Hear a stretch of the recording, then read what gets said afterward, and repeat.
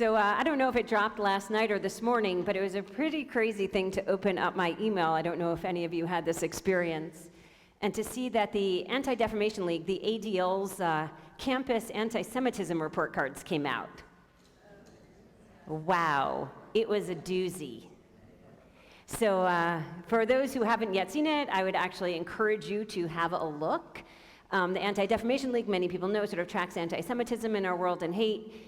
And they decided to do a rating, a grade, a report card for every college, or at least the major colleges in our country.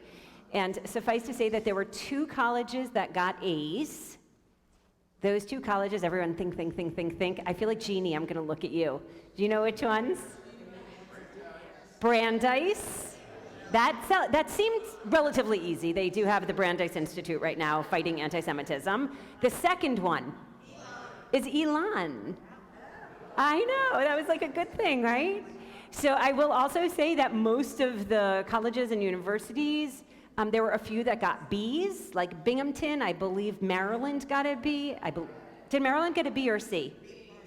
A B. And Towson got a B. But many of the colleges got C's. All of my daughter's colleges that she's considering, F's.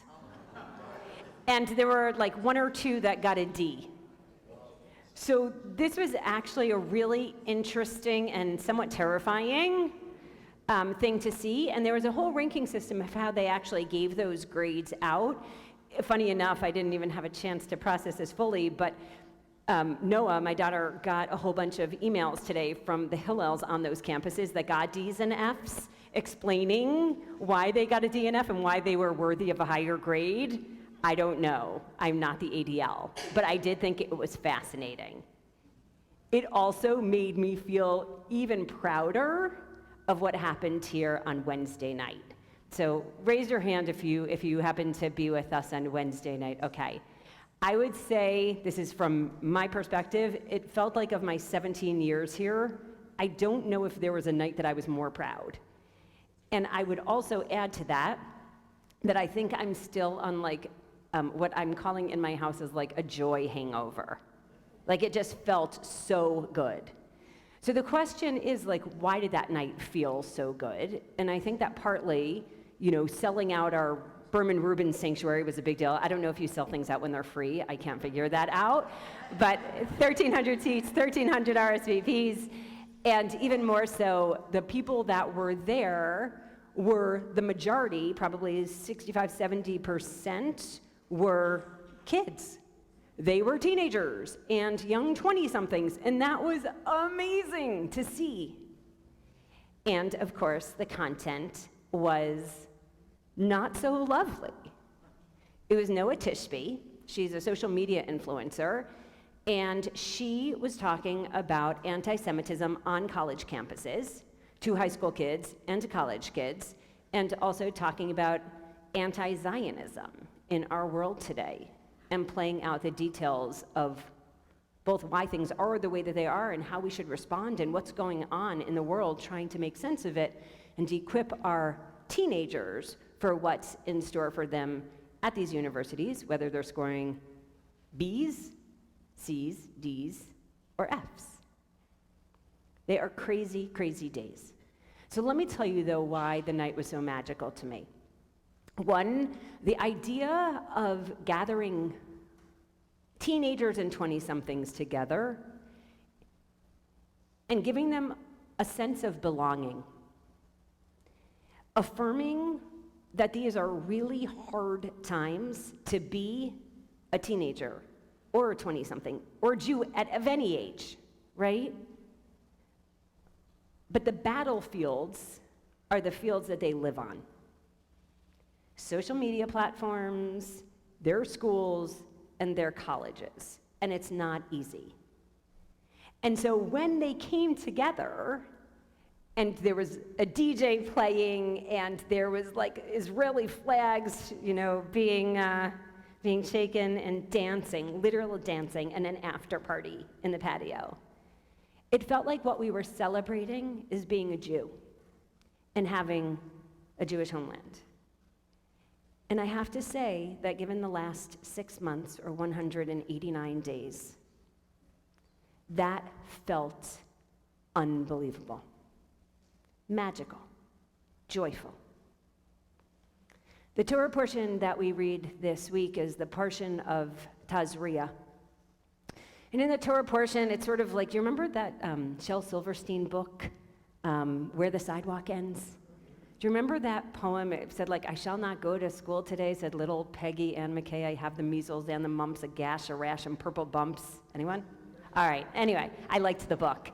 But the gash, the rash, the purple bumps, like, that's what the Torah portion is, right? It's Tazria, it's skin diseases, it's all of these sort of like things that happen that are yucky on our bodies. And what used to happen was that the community would send the people that had the gashes, the rashes, the purple bumps, and the skin diseases, and they would send them outside of the community, and they would isolate them out of concern or fear, which I think we really understand post, COVID, or after we've experienced COVID, because they wanted to make sure to keep the community safe. And so they would sort of like isolate people on the outside of the community for 7 days. And then the priest, the religious leader, think rabbi, would go out and visit, and after 7 days, if that gash, rash, purple bumps / skin disease was gone, they would escort the person back into the community. If not, if it was still there, they would leave them there and go back in another 7 days. But one of the most beautiful things about this for me is that a person was never forgotten on the outside. They were never forgotten when they were on their own. They were never forgotten about in isolation. And I think that in many ways, that's what's been so hard about these days, is that as Jews with the homeland of Israel and as Israelis, it feels like we're being pretty isolated, and it feels really hard and very lonely. So I want to share with you a little section of Talmud that my daughter, my little one, my Maya, and I studied this week that was very, very beautiful to me. It was a story about when the temple used to stand. The temple would stand, and people would go, throngs of people would go for pilgrimage festivals. And when they went into the temple, there was this really interesting way of navigating.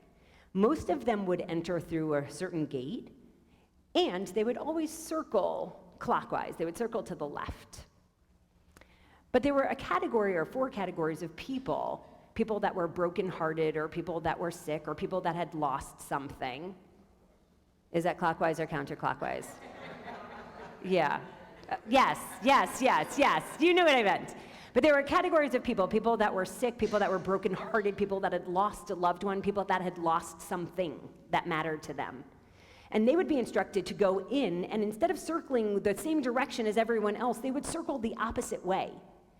And what would happen is all of the people that were circling the sort of typical regular way would then pass the people that were circling the opposite way for all of those reasons that I mentioned, and they would say to them, like, ma'aselacha, like, what's going on with you? And the people that were circling the opposite way, that had broken hearts or sicknesses or dealing with hard things or losses, they would then tell the people each time they passed someone what was going on with them. And then the response was supposed to be a blessing. In many ways, when we're sick, when we feel alone, when we're brokenhearted, when we feel like something that we held onto tight was lost to us, our inclination is to withdraw. But what the Jewish community says is actually in those moments, like, not only do you go forth, but circle the other way so people know that you're going through hard times and things aren't easy.